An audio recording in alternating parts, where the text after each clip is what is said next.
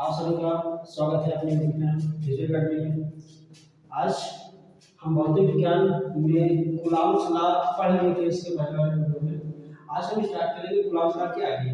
ठीक है दोस्तों, तो इससे पहले स्टार्ट करने से पहले आप सभी अगर इसके पहले वाले वीडियो नहीं देखे एक बार चले जाइए प्लेलिस्ट में और वीडियो को एक बार देख लीजिए, तब यहाँ आगे ज़्यादा बेटर रहेगा, तब आपको अच्छे से चीज़ समझ में आएगी। और अगर चैनल पर अभी नए हैं तो आप एक बार चैनल को सब्सक्राइब और शेयर जरूर कर दीजिएगा। ओके दोस्तों, तो चलते हैं। हम देखेंगे कि कूलॉम्स लॉ और कूलॉम्स लॉ के बाद हम पढ़ेंगे कूलॉम्स लॉ में कुछ शर्तें बची हैं, उन शर्तों के बाद हम देखेंगे। तो सबसे पहले देखेंगे क्या, आपेक्षिक वैद्युतशीलता। क्या देखेंगे दोस्तों? आपेक्षिक वैद्युतशीलता। आपेक्षिक विद्युतशीलता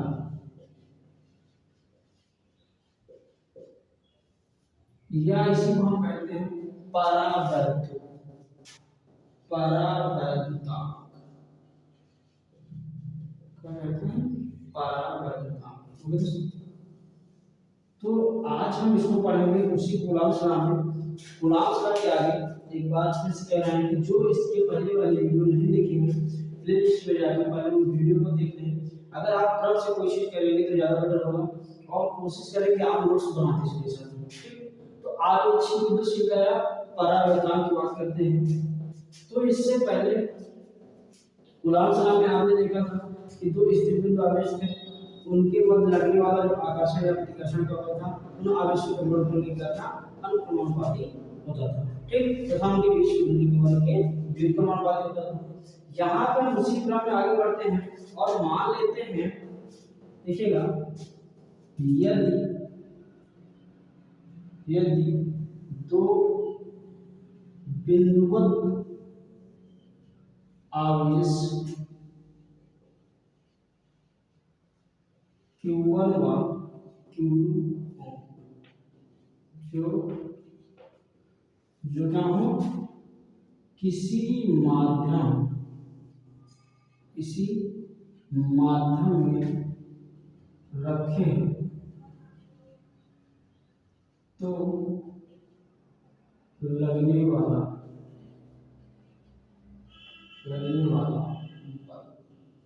देखिए, दो बिंदुवत आवेश है। क्या है? दो बिंदुवत आवेश है Q1 और Q2 जो निर्वात में होकर क्या है किसी माध्यम में रखे हुए हैं। तब हम इस पर देखेंगे लगने वाला फोर्स क्या है, तो कूलॉम के नियम से। किसके नियम से दोस्तों? कूलॉम के नियम से। कूलॉम के नियम से देखेंगे, कूलॉम का नियम क्या है? F = 1/4πε0 Q1 Q2/r²। ये था, इसको हम इक्वेशन फर्स्ट मान लेते हैं। देखिए, ये निर्वात की वैद्युतशीलता की बात थी वहां पर। यहाँ पे लेकिन हमारे पास क्या था? माध्यम है। तो माध्यम है तो यहाँ पे मीडियम रखी हुई है, माध्यम रखी हुई है। 1/4π एप्सिलॉन कर देंगे इनटू Q1 Q2/r²। अगर हम बात करें यहाँ पे एप्सिलॉन की, एप्सिलॉन क्या है? एप्सिलॉन माध्यम की विद्युतशीलता है। माध्यम की क्या है? विद्युतशीलता है दोस्तों। ठीक, एप्सिलॉन क्या है? माध्यम की विद्युतशीलता है। ठीक, तो यहाँ पे आपके पास ये समीकरण नंबर 2 बना है, देखिएगा, और समीकरण नंबर 1 आपके पास निर्वात का पहले से ना। अगर हम इनको क्या करें, भाग कर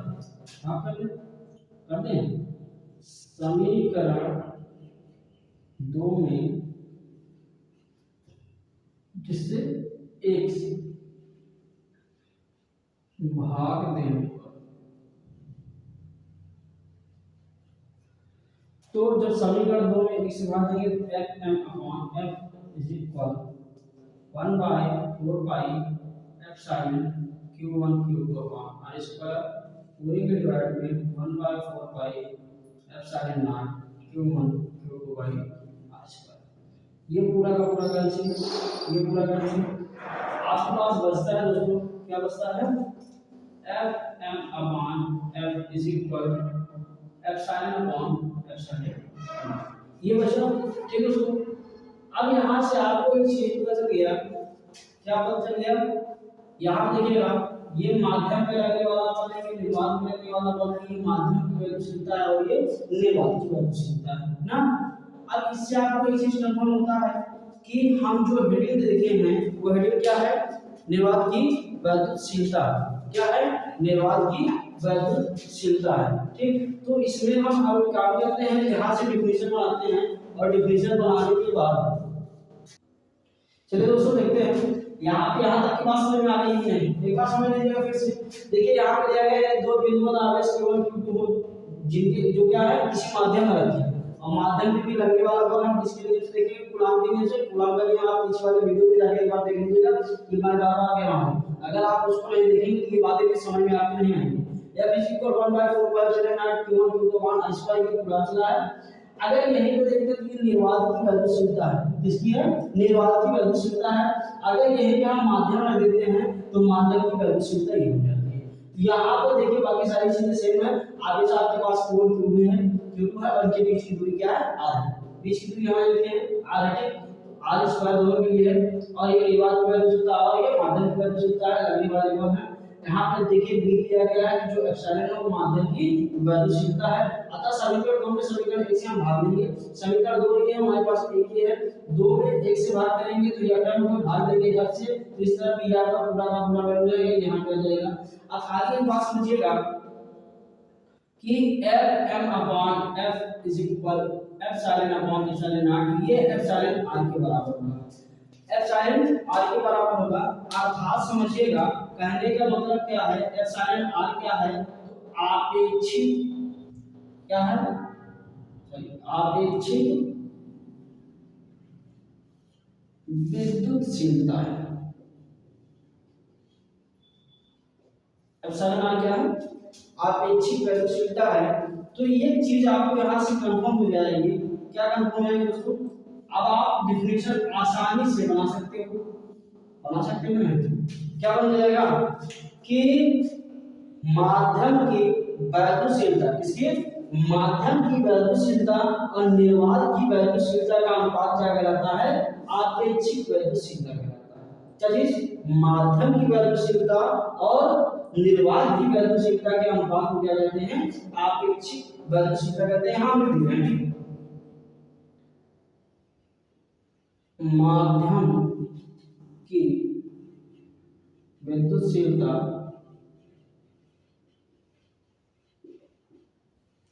और निर्वात की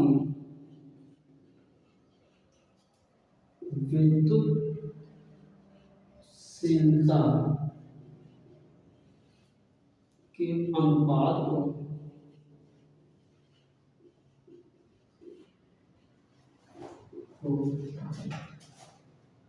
माध्यम का आपेक्षिक विद्युतशीलता कहते हैं।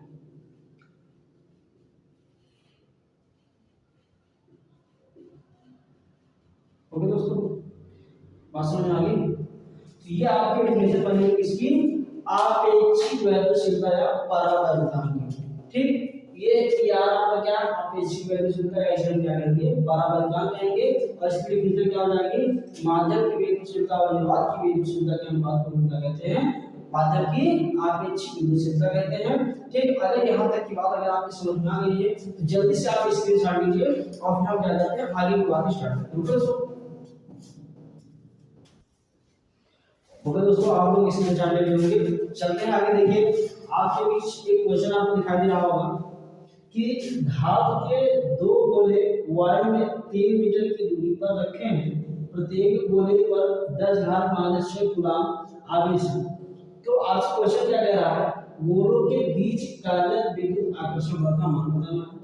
फिर कह रहा है दूसरा क्वेश्चन, यदि गोलों को उतनी ही दूरी पर जल, आपकी बात ध्यान रखिए, जल का मतलब एक माध्यम में है ना, जल में रखा जाए तो इनके बीच प्रतिकर्षण बल का मान क्या होगा? मतलब एक बार कोई माध्यम है ना, इसका मतलब निर्वात था और उसके बाद क्या है आपके पास? एक माध्यम। ठीक, माध्यम कैसा है? जल है। यहाँ देखिएगा आपकी समझ में आ रहा होगा, बता दे रहे हैं ये परावैद्युतांक है। परावैद्युतांक दिया है कितना? 80। 12 का निकल गया 80। चलिए एक बात समझिएगा कि धातु के दो गोले, धातु कितने गोले हैं देखिएगा, हल करना है समझिएगा, जहां ना समझ में आए कमेंट बॉक्स में जरूर कमेंट करके बताइए। ठीक देखिए क्वेश्चन है धातु के दो गोले, एक गोला ये होगा और एक गोला ये होगा। धातु के कितने गोले हैं, दो गोले हैं। ठीक दोस्तों, धातु के दो गोले वायु में 3 मीटर की दूरी पर है। कितने मीटर की दूरी पर है, 3 मीटर की दूरी पर है। ठीक 3 मीटर की दूरी पर है। प्रत्येक गोले पर मतलब अगर माने इसका आवेश q1 है और इसका आवेश क्या है q2 है, तो कह रहा प्रत्येक गोले पर 10⁻6 कूलम, 10⁻6 कूलम का क्या है आवेश रखा है। बात समझ में आ गई। इनके बीच की दूरी क्या है, इनके बीच की दूरी 3 मीटर है। इन पर लगने वाला आवेश 10⁻6 कूलम, तो कह रहा इन पर जो प्रतिकर्षण बल होगा वो प्रतिकर्षण बल कितना होगा ये बताना है। मतलब वायु की बात कर रहे हैं ना, इसमें कितना आवेश वायु में जो प्रतिकर्षण बल होगा वो कितना होगा। ठीक दोस्तों, तो यहाँ पे आप चले जाते हैं और हम बात करते हैं कि आपको कूलॉम्स लॉ पता है। कूलॉम्स लॉ सूत्र क्या है, सूत्र की अगर हम बात करते हैं, इसीलिए कह रहे हैं कोई चीज अच्छे से समझना है तो आप इसके पहले वाली वीडियो देखिएगा, पिछले वाली वीडियो को आप अगर देखेंगे तो आप जो बताने जा रहे हैं तब आपको अच्छे से समझ में आएगा। इसीलिए एक बार रिक्वेस्ट कर रहे हैं कि आप लोग पीछे जाकर प्लेलिस्ट में इसके पहले वाला वीडियो जरूर देख लीजिए एक बार।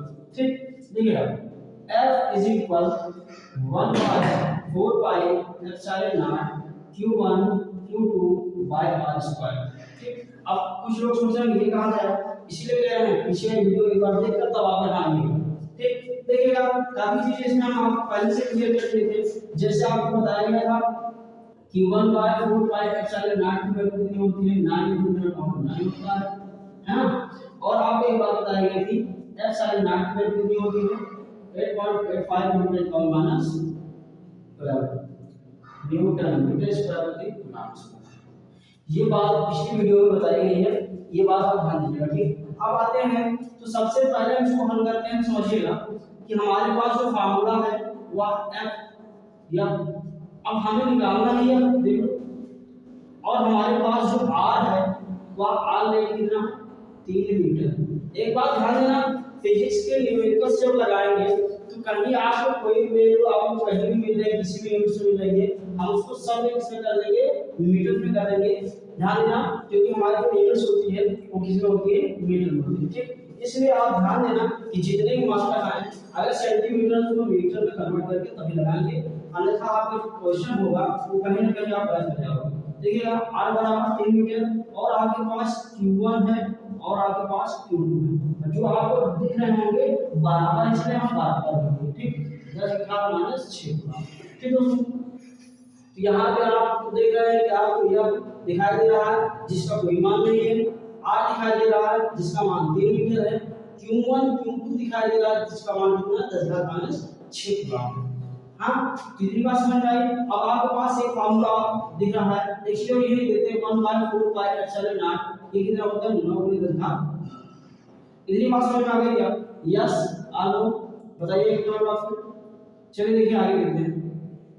देखिए F is equal 1/4 pi epsilon naught Q1 Q2 by R square. ठीक देखिए ये जो लिखा गया आपको केवल समझने के लिए हम बता दिया क्योंकि आपको कंफ्यूजन ना हो या फिर कोई डाउट में ना रहे इसलिए लिख दिए हैं, लेकिन उससे पहले फिर आपको कहना है कि पीछे वाला वीडियो देखकर तब आइए हम। ठीक चलिए देखिए तो यह इज इक्वल देखिए यार मुझे पता छोड़ दीजिए, इसकी वैल्यू कितना है 9 × 10⁻9, Q1 की वैल्यू कितना आ गई 10⁻6 और Q2 की वैल्यू कितना 10⁻6 divide by R square. R कितना है 3 का स्क्वायर।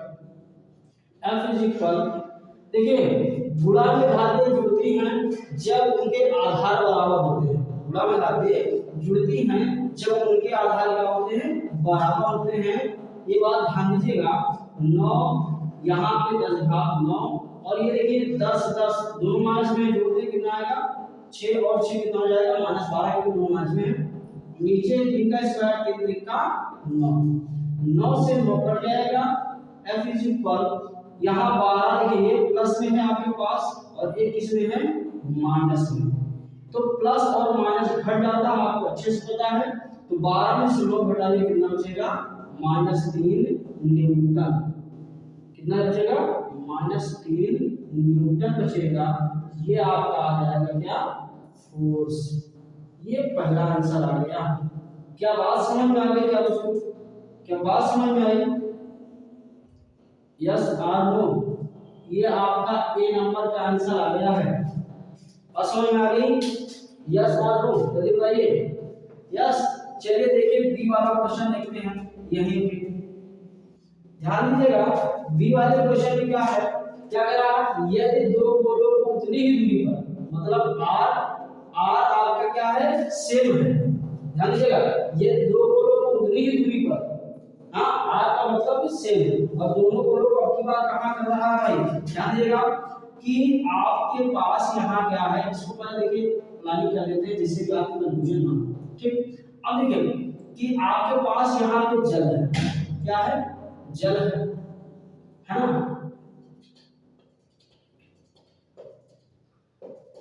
ये जल है और इन जलों में क्या किया गया, दो गोलों को रखा गया। एक गोला मान लीजिए ये और एक गोला मान लीजिए ये। और एक चीज ध्यान दीजिएगा, क्वेश्चन क्या कह रहा है, यदि गोलों को उतनी ही दूरी पर रखें, मतलब कि इनके बीच की जो दूरी है, इनके जो बीच की दूरी वो 3 मीटर ही रहने वाली है, वो दूरी बदलेगी नहीं। यदि उतना ही रहे, और एक चीज ये जो जल है उस जल का परावर्तन अर्थात ई आर कितना दिया है 80 दिया है ना। ये रखा जाए तो उनके बीच प्रतिकर्षण बल क्या होगा, बल बताना भैया। तो आपका माध्यम का फोर्स बताना है, माध्यम का फोर्स बताना है ना।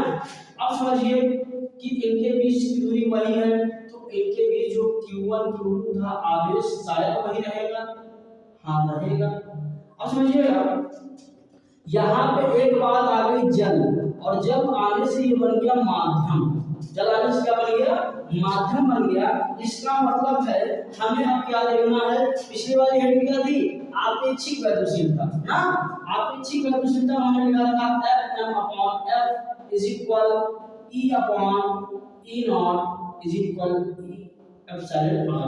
ध्यान दीजिएगा Fm/F is equal epsilon is equal epsilon r। यही था, ये था क्या माध्यम का गतिशीलता, ये था निर्वात का गतिशीलता, ये था आपेक्षिक गतिशीलता, ये माध्यम का बल और क्या था निर्वात का बल। अब एक चीज देखिएगा कि यहाँ पे आप कुछ चीजें मिल रही हैं, क्या मिल रही है, फॉर्मूला था मिल क्या है, ये ध्यान दीजिएगा।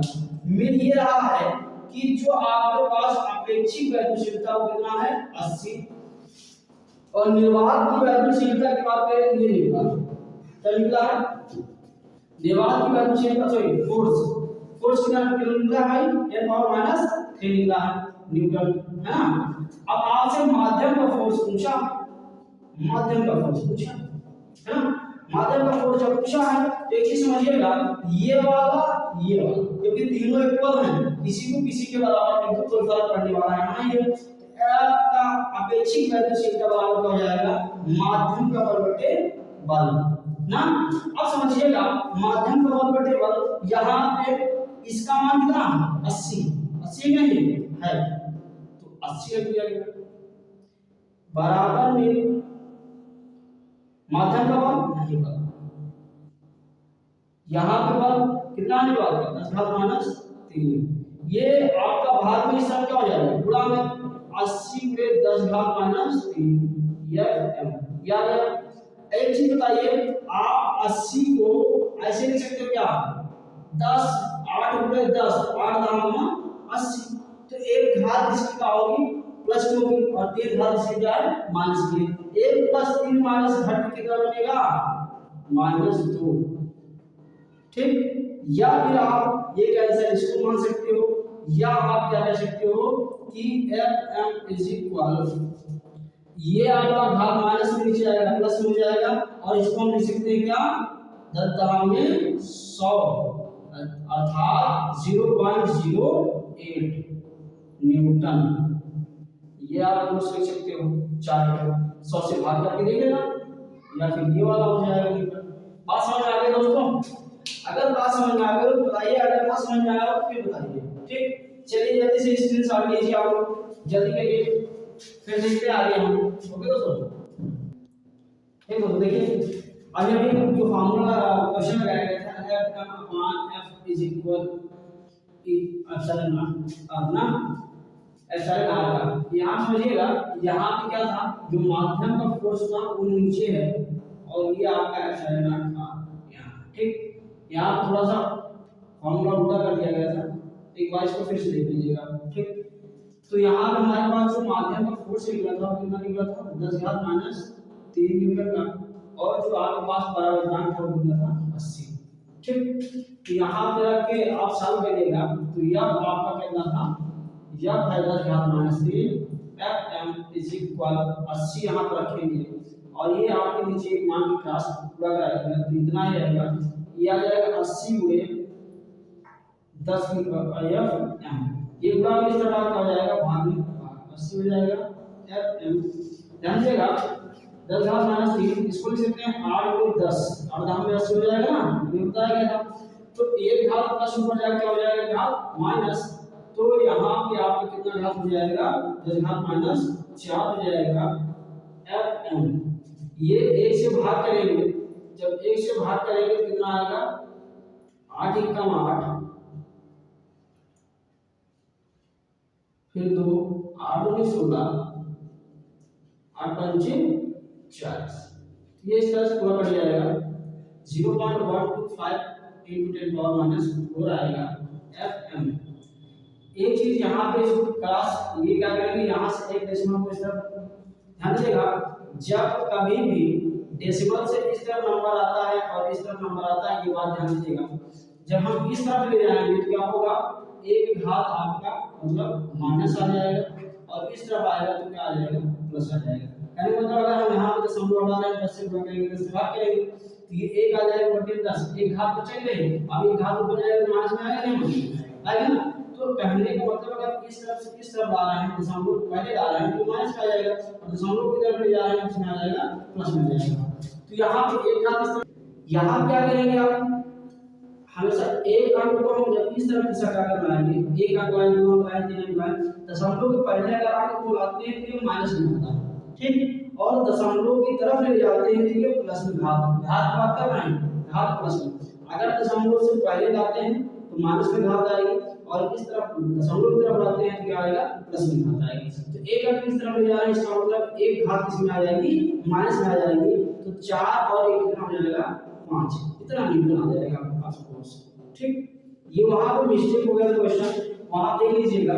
ठीक, क्वेश्चन में पार्ट यहाँ फार्मूला उल्टा रख दिए थे। ठीक, इसी वजह से आंसर दूसरा आ गया था, ये सही आंसर है इसमें। ठीक, चलिए एक क्वेश्चन आपके सामने है, देखिएगा क्वेश्चन क्या है कि दो आवेश 4 कूलम तथा 6 कूलम एक दूसरे से 1 मीटर की दूरी पर स्थित है, उनके पास कार्य बल का मान बताइए। तुरंत देख लेते हैं, ये चुटकियों में हो जाएगा। q1 बराबर कितना है, 4 कूलम, q2 बराबर कितना है, 6 कूलम और r बराबर कितना है, 1 मीटर। तो फॉर्मूला आपको पता है, f बराबर 1/4 pi epsilon naught q1 q2 by r square. तो f इज इक्वल, इसका मान कितना, 9 बटे 9, q1 का मान कितना 4, q2 का मान कितना 6 बटे में r का मान कितना 1 का स्क्वायर। फिर वही गुणा करा दीजिए, 10 घात 9 6 चौको 24 और इसका गुणा कराइए फिर 9 में, 9 चौक 36 के 6, 9 गुने 18 और 18 और 3 कितना 21 पूरे 10 घात 9। एक काम करिए, दशमलव के बाद 2 अंक ऊपर ले जाइए, मतलब यहाँ दशमलव है, इसके तरफ कुछ नहीं, 0 मान लीजिए। 2 अंक ऊपर से इसका गुणा किस में आएगा, देख लीजिए किस में आएगा, प्लस में आएगा। यहाँ बताएगा ना प्लस में आएगा, इसका मतलब 2.16 × 10⁻11 हो जाएगा न्यूटन। ठीक, ये आपका आंसर आ गया। ठीक दोस्तों, आई होप आपके ये क्वेश्चन समझ में आ गए होंगे। ठीक, तो आशा करते हैं ठीक दोस्तों, तो आप स्क्रीनशॉट ले लीजिएगा और उम्मीद है कि आपको वीडियो पसंद आई होगी। आप एक बार इसको लाइक शेयर और सब्सक्राइब जरूर कर दीजिएगा। आज के लिए इतना ही। जय हिंद दोस्तों।